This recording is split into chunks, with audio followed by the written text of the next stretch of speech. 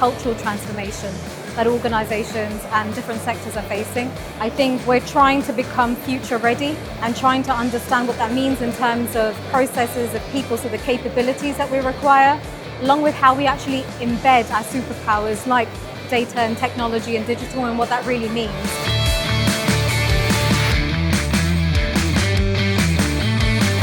It isn't just a digital transformation, it's an organisational transformation. So it's absolutely critical that you engage all the stakeholders and all the relevant business units, all the relevant services, all the relevant teams to bring them along the journey with you. It's no good trying to do that to them, you have to bring them with you. AI's got a huge potential within the workforce. I think it's got a huge potential within businesses. It's got a huge potential within personal lives as well. And I think that people start to kind of embrace it in a more collaborative and more involved way. They're going to get more value out of it and they're going to see where the benefits lie themselves.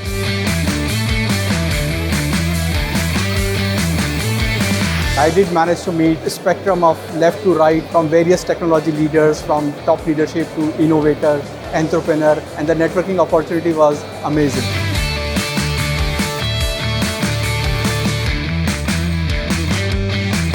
The favourite part of today for me was actually hearing Mo Farah speak. The fact that he said that regardless of where you are in an organisation, whether you're a CEO, you're always learning from people. And after his talk, I actually met up with him in the VIP lounge and we spoke about his own experiences and my experiences about how we always learn from each other. You know, you could go through challenges, but you also rise and become better people. So just love hearing him, meeting him, but also learning from others is the most important thing.